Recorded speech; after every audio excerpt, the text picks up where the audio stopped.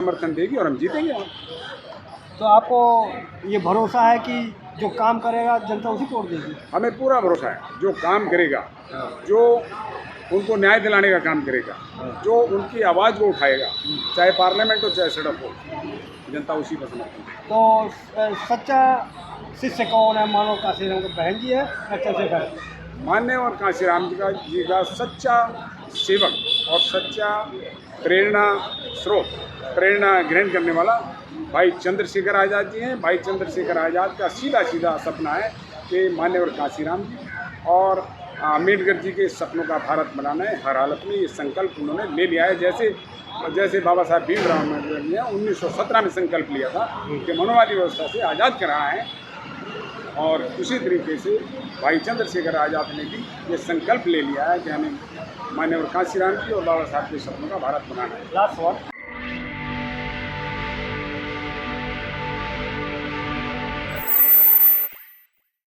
जय भीम। जय भीम। मैं हिमालाल और आप देख रहे हैं बहुजन समय। साथियों, मैं आज अम्बेडकर भवन में आया हूँ। यहाँ पर मानवर काशीराम जी का परिनिर्वाण दिवस पुण्यतिथि को मनाया गया और यहीं पर 4 कदम दूरी पर 12 रकाबगंज रोड है, वहाँ मानवर काशीराम का जीवन लीला समाप्त है। वहाँ भी बहुजन समाज पार्टी के लोग बड़े धूमधाम से दिल्ली प्रदेश के लोगों ने मनाया, और लखनऊ में भी बहन मायावती जी ने बड़े जोर शोर से पूरे उत्तर प्रदेश के लोग वहाँ पर मनाए।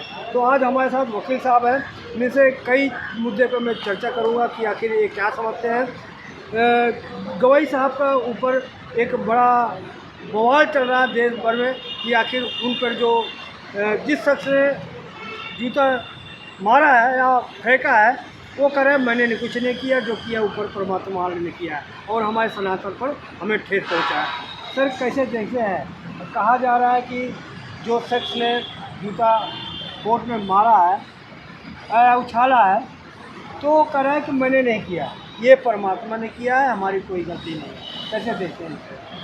ऐसा है, ये परमात्मा की आड़ में गलत काम करते हैं, परमात्मा की आड़ लेकर ये पाखंडवाद को फैलाते हैं। ये जो भी उन्होंने किया है बड़ी सोची समझी साजिश के तहत किया है, क्योंकि जो सीजेएसआई ने आज से 20 दिन पहले इन्होंने पिटीशन फाइल किया था कि उनके विष्णु भगवान की जो गर्दन है वो मुगलों ने तोड़ दी थी खुजारों के मंदिर में, और उस पिटीशन को लेकर के आए थे कि भाई इसके हमें पुनर्निर्माण के लिए परमिशन दी।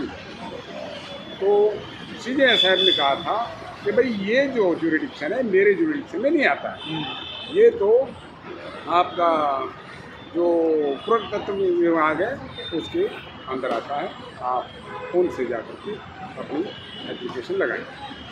और साथ में ये भी बोल दिया था कि भाई आप जिस पे भरोसा और विश्वास करते हैं आप उससे प्रार्थना कीजिए, वो भी आपकी मदद कर सकते हैं। तो तिल का ताड़ क्यों बनाया जा रहा? फिर तिल का ताड़ इसलिए बनाया गया है क्योंकि जो मीडिया लोगों ने उस बात को घुमा फिरा करके और इस तरीके से पेश किया है जिससे कि सीजेएसआई को बदनाम किया जाए और इस समाज को बदनाम किया जाए। क्या सीजेएसआई को ये अधिकार है कि किसी सनातन को मजाक उड़ाएं? मजाक इसमें बिल्कुल नहीं उड़ाया, ये इन्हीं के वेद शास्त्र कहते हैं, हमने नहीं बोला है। इनके वेद शास्त्र कहते हैं कि भाई ऊपर वाले के बिना पत्ता नहीं हिलता है, जो भी कुछ होता है ऊपर वाले के द्वारा होता है। हाँ। तो इसलिए इन्हीं की बात को इनके सामने रखा है। अगर ये खुद अपनी बात को रखते हैं तो सही है, और इनकी बात को इनके वेद के अनुसार हम रखते हैं तो वो गलत है। तो हमने इन्हीं की बात को रखा, हमारी अपनी बात नहीं है। तो क्या जो सीजीआई है वहाँ मॉरिशस में जाकर ये कह देना कि अब जो है शासन प्रशासन बुलडोजर से नहीं चलेगा, अब संविधान से चलेगा, ये कहना गलत था?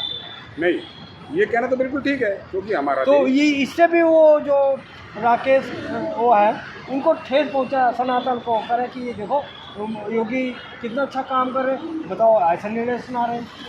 राकेश को कोई ठेस नहीं पहुंचा है।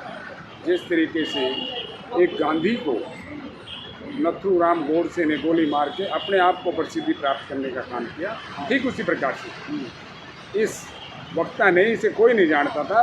ये जीरो आदमी है और इसने अपने आप को पॉपुलर करने के लिए ये जूता दिखाने का काम किया। सर ये तो अपने आप को करे, मैं तो गोड में तो इसको पागल थोड़ी हूँ, मैं हिंसक नहीं हूँ, अहिंसक हूँ, मैं बुद्ध को मानता हूँ। अगर ये बुद्ध को मानता, बुद्ध को ये नहीं मानता, बुद्ध को तो सीबीआई साहब मानते हैं, इसलिए सीजे साहब ने इसको माफ़ किया है और अपने बुद्ध जी का और अम्बेडकरवादी होने का और शीलता का परिचय देते हुए इसको माफ़ किया। सर चलो इसी मुद्दे पर मैं आपसे ये जानना चाहता हूँ कि आप लोग यहाँ मानोर काशीराम जी का पुण्यतिथि मनाया, लेकिन ये 4 कदम पर अलग अलग क्यों? ये अलग अलग नहीं है, ये विचारधारा हमारी एक है। हेम कुमारी माया जो बीएसपी की अपने आप को सुप्रीमो बताती है, अपने आप को उत्तराधिकारी बताती है, वो पहले क्या कहती थी कि भाई उत्तराधिकार का विरोध करती थी, परिवारवाद का विरोध करती थी और पूंजीपति का विरोध करती थी। अब खुद ही पूंजीपति बनी हुई है, खुद ही परिवारवाद का समर्थन करती है, खुद ही आप उत्तराधिकारी बनने का समर्थन करती है।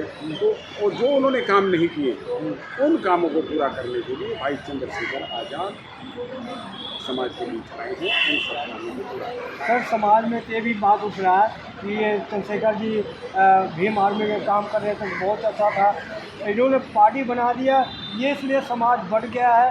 अब समाज बीएसपी की तरफ जाएगा, आज़ाद समाज पार्टी या वोट तो बीजेपी की जीतेगी। जो आज़ाद समाज पार्टी बनाई गई है ये सभी कार्यकर्ता और समाज के कहने पे बनाई गई है। ये मान्यवर चंद्रशेखर आज़ाद ने अपनी मर्जी से नहीं बनाया। सभी समाज के लोगों ने इकट्ठे होकर के कहा है कि बिना सत्ता हासिल किए हुए हम अपनी समस्याओं का समाधान नहीं कर सकते। और भाई चंद्रशेखर आज़ाद रोड पे जाकर के अगर किसी को खरोंच भी आ जाती है तो उसे भी जाकर के न्याय दिलाने का काम करते हैं। और न केवल SC ST OBC माइनॉरिटी, अगर और भी किसी समाज के आदमी को किसी भी प्रकार से नुकसान होता है तो उसे भी न्याय दिलाने का काम करते हैं। तो इनको ऊपर तो करे कहाँ न्याय दिलाते हैं, जाके दंगा फसाद करा देते हैं, लोग जेल में डाल देते हैं, कहीं न्याय तो कर दिए नहीं। दंगा प्रसाद करने वाले वे हमारे नहीं होते, दंगा प्रसाद जेल में तो चले जाते हैं ना। हमारे लोगों को जेल में इसलिए भेजा जाता है क्योंकि दंगा करने वाले लोग और आते हैं और वे करके भाग जाते हैं और हमारे निर्दोष आदमियों को पकड़ लिया जाता है, हमें बदनाम करने के लिए। तो नवयुवक को पढ़ने का समय तो पढ़ने दिया जाए, उनको ये जेल में डालना, तो गलत रास्ता बताना, इसको आरोप लगाया जा रहा है। इसको ये हमें बदनाम किया जा रहा है क्योंकि हमारी जो पार्टी भाई चंद्रशेखर आज़ाद है आगे बढ़ चढ़ के काम कर रहे हैं और समाज के लिए काम कर रहे हैं, न्याय दिलाने का काम कर रहे हैं, इसलिए और लोग परेशान हैं सर मैं बढ़ते हुए। सर मैं कह रहा हूँ कि जैसे उत्तर प्रदेश में चुनाव होगा, हाँ, तो आज़ाद समाज पार्टी भी लड़ेगी, बीएसपी लड़ेगी, हाँ, तो दोनों को कैंडिडेट जहाँ बीएसपी खड़ेंगे आप भी खड़े करेंगे और जो आप खड़े करें वहाँ बीएसपी खड़ेंगे, ये टकराव नहीं होगा। अब जो चुनाव हुए थे जहाँ से भाई चंद्रशेखर आज़ाद जी जीत के आए हैं वहाँ भी सब खड़े थे और भाई चंद्रशेखर जी आज़ाद जीत के आए हैं, जनता ने जिताया है, तो जनता हमें समर्थन देगी और हम जीतेंगे।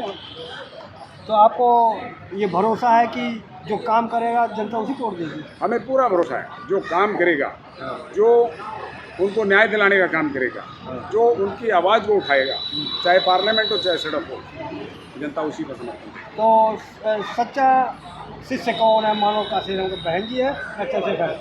मान्यवर काशीराम जी का सच्चा सेवक और सच्चा प्रेरणा स्रोत, प्रेरणा ग्रहण करने वाला भाई चंद्रशेखर आज़ाद जी हैं। भाई चंद्रशेखर आज़ाद का सीधा सपना है कि मान्यवर काशीराम जी और अम्बेडकर जी के सपनों का भारत बनाना है। हर हालत में ये संकल्प उन्होंने ले लिया है, जैसे बाबा साहब भीमराव अम्बेडकर ने 1917 में संकल्प लिया था कि मनोवादी व्यवस्था से आज़ाद कराना है, और उसी तरीके से भाई चंद्रशेखर आज़ाद ने भी ये संकल्प ले लिया है कि हमें मान्यवर काशीराम जी और बाबा साहब के सपनों का भारत बनाना है। लास्ट सवाल सर, जैसे बार समाज में बात उठ रहा है कि चंद्रशेखर भाई को बीजेपी ने इसको भेजा है, जाओ बीएसपी को कमज़ोर करो और वोट को डाइवर्ट करो, तो इसलिए कमज़ोर करने के लिए इनको भेजा गया है।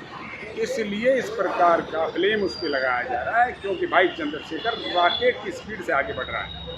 इसलिए उस पर लाछन लगाया जा रहा है, बाकी ये सब नहीं है। तो धन्यवाद समझ दिया वकील साहब ये थे।